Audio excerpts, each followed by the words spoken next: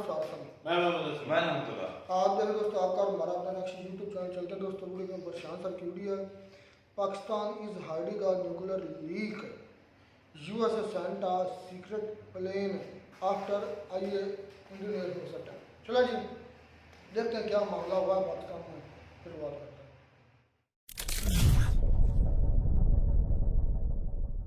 नमस्कार, welcome to career 247। मैं हूं प्रशांत धवन। नाउ अब इस टॉपिक को लेकर खुल के बात हो रही है। इतने सबूत सामने आ चुके हैं कि खुल के सवाल पूछे जा रहे हैं कि क्या पाकिस्तान दुनिया से कुछ छुपा रहा है। ना सिर्फ पाकिस्तान, एक्चुअली बोलना पड़ेगा यहां पर यूएस, पाकिस्तान और इवन परहैप्स इंडिया की तरफ से भी क्या कंप्लीट जानकारी पब्लिक डोमेन में आ चुकी है कि आखिर पाकिस्तान में हुआ क्या है। अचानक से ये सीज फायर अंडरस्टैंडिंग, जो भी इसको आप कह लीजिए, अचानक से सब कुछ रोक क्यों दिया गया। ना यहां पे एक बार को आप कह सकते हैं, अभी रिसेंटली ही एक वीडियो सामने आई है, डीजीएमओ की मीटिंग हो रही थी। एक जर्नलिस्ट ने पूछ ही लिया, सर क्या इंडियन एयरफोर्स ने पाकिस्तान का जो एक न्यूक्लियर फैसिलिटी है किराना हिल्स में, क्या इसको डिस्ट्रॉय किया था। उसके बाद बात चल रही है कि कुछ न्यूक्लियर लीक हो गया वगैरह। तो उसके जवाब में देखिए भारत के एयर मार्शल साहब ने जो बढ़िया आंसर दिया है, all over the internet viral हो चुका है। ये जो छोटी सी क्लिप है ये देखिए, फिर हम इस टॉपिक के बारे में और बात करेंगे। Thank you for telling us that Kirana Hill houses some nuclear installation. We did not know about it. Okay. And we've not hit Kirana Hills, whatever is there. Okay. I did not brief in my briefing yesterday. Thank you. Now ये यहाँ पर बहुत ही sarcastic tone में answer दिया है भारत के air chief marshal ने कि हमको पहली बात तो पता ही नहीं कि किराना हिल्स में है क्या। पहली बात तो हमने मारा नहीं वहां पर, और जो भी है हमें नहीं पता क्या हुआ है। नाउ ये आंसर सुन के ऑब्वियसली कई लोग समझ गए कि डायरेक्टली हम ये बात खुलकर नहीं कह सकते कि आखिर वहां पर हुआ क्या है। बट एक बात नोट करने वाली ये है, जो जेन्युइन कंसर्न है आज के समय अमेरिकन मीडिया का और दुनिया भर के बाकी मीडिया हाउसेस का, वो किराना हिल्स को लेकर नहीं है, वो है नूर खान एयरबेस को लेकर। इधर आप देख सकते हो, ये पाकिस्तान का मैप है, ये यहाँ पे इंडिया, ये पाकिस्तान का मैप। और अगर हम यहाँ पे जूम इन करें तो इस्लामाबाद के पास जो रावलपिंडी है वहां पे आपको मिलेगा नूर खान एयरबेस, और उसके बहुत ज्यादा साउथ में यहाँ पे है किराना हिल्स सरगोदा में। तो दोनों में काफी डिफरेंस है। अभी के लिए ठीक है, आईएएफ के यहाँ पे एयर मार्शल ने बोल दिया कि हमने किराना हिल्स में जो भी न्यूक्लियर फैसिलिटी तुम जो भी कह रहे हो हमें पता नहीं वहां पे है क्या, हमने उसको नहीं हिट किया।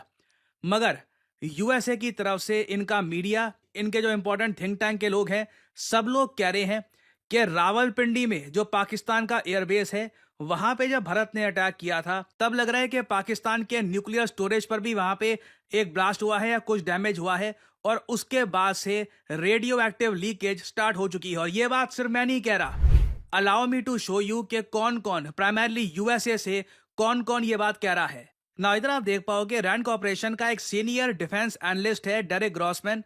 रैंड कॉर्पोरेशन, वैसे मैं आपको बता दूं, एक ग्लोबल इंटरनेशनल रिलेशंस, जियोपॉलिटिक्स पर रिसर्च करने वाली ऑर्गेनाइजेशन है।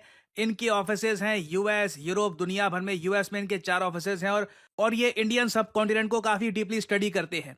तो यहाँ पे रैंड कॉर्पोरेशन के सीनियर डिफेंस एनालिस्ट ये कहते हैं कि अचानक से चीजें बहुत खराब हो गई थी जब भारत ने पाकिस्तान के नूर खां एयरबेस को स्ट्राइक किया। नाउ ये चाहे जानकर किया हो ना जानकर किया हो पता नहीं।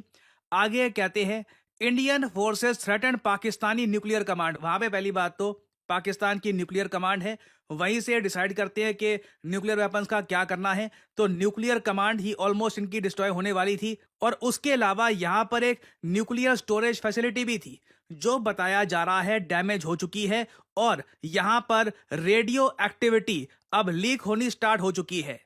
ऑब्वियसली ये बहुत ज्यादा डेंजरस है और सिचुएशन इससे बहुत ज्यादा खराब हो सकती थी।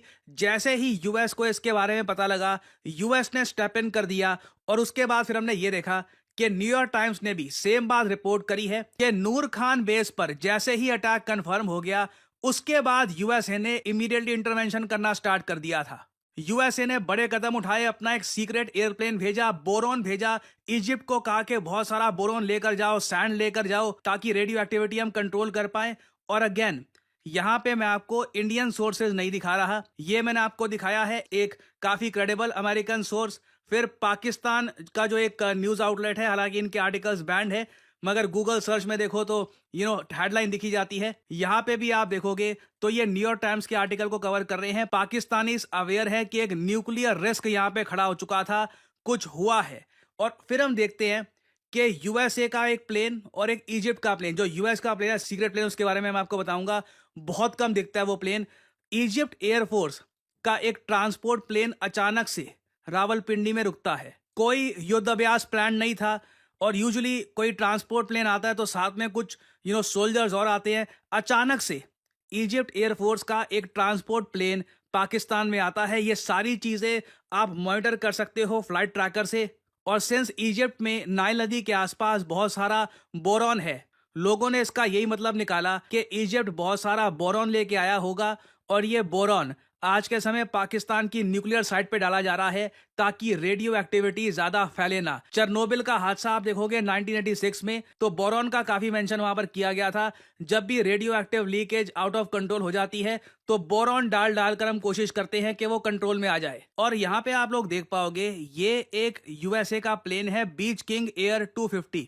ये प्लेन यूएसए ने स्पेसिफिकली बना रखा है। अगर मान लो कल को कहीं पर न्यूक्लियर कंटामिनेशन बहुत ज़्यादा फैल जाती है, उसको कंट्रोल करना है, तो उसके लिए बीच किंग का रोल है। जो NNSA है, National Nuclear Security Administration of United States, इन लोगों ने 3 नए एयरक्राफ्ट रिलीज किए थे रिसेंटली, ताकि कल को कोई न्यूक्लियर एक्सीडेंट हो जाए तो उसमें यूएस जल्द से जल्द उसको कंट्रोल कर ले। ये सब डेवलपमेंट सिर्फ मैंने नहीं, जो इसरो के फॉर्मर साइंटिस्ट हैं, एक्स इसरो साइंटिस्ट, इन्होंने भी ये बात नोट करी और सोशल मीडिया पर पोस्ट करी है कि जो ये बीच किंग है, इसका यूज किया गया सडनली। ये यूएस का जो रेडियो एक्टिविटी कंट्रोल करने वाला एयरक्राफ्ट है, ये पाकिस्तान में क्या कर रहा था, इससे डेफिनेटली सवाल तो खड़े होते हैं। और अगर हम बाकी चीजों से लिंक यहाँ पर करने की कोशिश करें कि जेडी वैंस ने अचानक से पीएम मोदी को जो फोन किया था और ये कहा था कि देखिए अलार्मिंग इंटेलिजेंस मिली है, वही आदमी जो कह रहा था कुछ दिन पहले this is none of our business. फिर तभी जेडी वैंस को कुछ ऐसा पता लगा, अलार्मिंग इंटेलिजेंस, जिससे पूरे रीजन को नुकसान हो सकता है। ये इंफॉर्मेशन इन्होंने प्रोवाइड करी पीएम मोदी को, और सडनली सारे न्यूज चैनल्स ठंडे पड़ गए। सरकार ने भी कहा कि अब ठीक है, सीज फायर, अब पाकिस्तान को हमने बोल दिया अब ऐसा मत करो। पाकिस्तान भी एलओसी में कल रात शांत। अचानक से कई दिनों के बाद पाकिस्तान ने कुछ नहीं किया, सडनली कुछ ऐसा हुआ है दैट नो वन थॉट कि ऐसा हो जाएगा, सिचुएशन इतनी खराब हो जाएगी। और अगर यहाँ पे आप ये सोच रहे हैं कि पाकिस्तान में न्यूक्लियर लीकेज वगैरह हो गई तो हमें क्या, मारते रहो पाकिस्तान को, हमें क्या टेंशन थी। वेल, यहाँ पे आपको ग्लोबल विंड मैप देखना होगा। एक बहुत अच्छी वेबसाइट है ग्लोबल विंड मैप को सर्च करने की, nullschool.net सर्च करिएगा। इसमें दुनिया भर में इस वक्त विंड्स का पैटर्न क्या है ये आप देख पाएंगे। नाउ अगर मैं थोड़ा सा जूम इन करूं इंडिया पाकिस्तान में, नॉर्दर्न एरिया को अगर मैं देखूं यहाँ पे, तो एक बात नोट करना, इस वक्त जो विंड्स है ना, ये पाकिस्तान से होकर इंडिया में आ रही है, स्पेशली नॉर्दर्न एरिया में। तो अगर मान लो इस्लामाबाद रावलपिंडी में रेडियो एक्टिविटी बहुत ज़्यादा फैल जाती, कुछ न्यूक्लियर इशू यहाँ पे हो जाता, तो इसका इम्पैक्ट कहीं ना कहीं भारत पे भी होता, क्योंकि इस वक्त ज़्यादातर जो विंड्स हैं ये यहाँ पर ईस्ट की तरफ ज़रा बह रही हैं, ठीक है। और ये जो नॉर्दर्न इंडिया है ये बिल्कुल यहाँ पर डेंजर में आ सकता था। सो आई कैन अंडरस्टैंड कि सडनली व्हाई एवरीथिंग स्टॉप्ड, और ऐसा रुका है कि लग रहा है कि किसी ने बस इमरजेंसी ब्रेक लगा दिया। आप ये बात फील कर पा रहे हैं, मैं फील कर पा रहा हूँ, पूरी दुनिया फील कर रही है। अमेरिकन तो खुलकर बोल ही रहे हैं कि रेडियो एक्टिविटी यहाँ पे बहुत ज़्यादा बढ़ गई है, लीकेज हुआ है कुछ ना कुछ यहाँ पर। और अभी हो सकता है कि यूएस और जो इजिप्ट से बैरॉन आया है उससे इन्होंने रेडियो एक्टिविटी काफ़ी हद तक कंट्रोल कर ली हो, और अभी के लिए ये मामला काफ़ी हद तक थम गया है। और ट्रंप की जो वो ट्वीट थी कि जी मिलियंस ऑफ लोग यहाँ पे मारे जाएंगे, अब इससे भी आप इसको कोरिलेट कर सकते हैं ना। ऑब्वियसली देखो, पाकिस्तान ये सब छुपाने की काफ़ी कोशिश करेगा। मैं सरप्राइज नहीं होऊंगा जो ये आज के समय झंडे लेकर नाच रहे हैं और जो भी ये सेलिब्रेशन कर रहे हैं, ये काफ़ी हद तक पब्लिक का ध्यान भटकाने के लिए हो कि कोई भी यहाँ पर ना देखे। सबका ध्यान हो कि कैसे 10-12 एयर बेसिस डिस्ट्रॉय करवाने के बाद भी पाकिस्तान फ्री डिक्लेयर करता है। So again, Pakistan is definitely hiding something. आप नहीं कह सकते कि कुछ नहीं हुआ। अचानक से क्या होता है कि जेडी वैंस कुछ कॉल करते हैं पीएम मोदी को और बस कुछ हो जाता है और सब कुछ रुक जाता है। डेफिनेटली समथिंग हैपेंड, और आई थिंक मतलब ये इजिप्ट का त्यारा जो बरूद लेकर आया है, उसके बाद जो यूएसए ने मतलब कि खबरें दी हैं, जेडी वैंस ने पहले कहा नॉन बिजनेस कि ये हमारा बिजनेस नहीं है, ये हमारा काम ही नहीं है, और आज फिर डायरेक्टली मतलब इंटरवीन करना पड़ा ट्रंप को। कुछ ना कुछ तो बहुत भयानक होने वाला था, या कुछ थोड़ा बहुत हुआ है। लीकेज जो है, हो सकता है लीकेज हुई हो, पाकिस्तान छुपा रहा है, हो सकता है लीकेज हुई हम यही। और जिस तरह इंडियन एयर मार्शल, क्या नाम था, AK भारती, उसने जवाब दिया है, आप उसकी टोन चेक करें, मतलब सिंपली उनके कहने का मकसद ये था कि हमने अटैक किया, मतलब जिस तरीके से उन्होंने आंसर किया उससे साफ वाज़ेह होता है, आम पागल सा बंदा भी समझ जाता है कि उन्होंने अटैक किया, ठीक है ना। और वो अटैक करते रहे, और उनके अटैक सक्सेसफुल रहे। यार मैं हैरान हूँ कि नूर खान एयरबेस पर अटैक हुआ है, जो पिंडी में मेरे ख्याल में, बाकी क्या बचा, हमारे कैपिटल में वो आ गया। आप क्या कर रहे थे, जग मार रहे थे।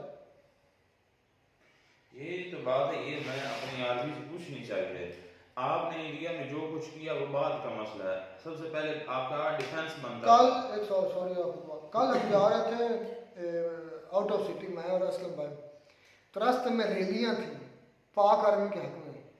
मैंने सोचा ये क्यों पाक आर्मी के हक में रैलियाँ।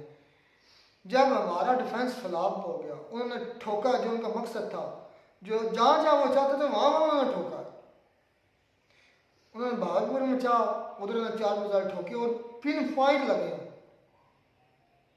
और इसके पीछे एक अकेला इंडिया नहीं है, ये इंडिया की कामयाबी है ही नहीं, इसके पीछे इजराइल है।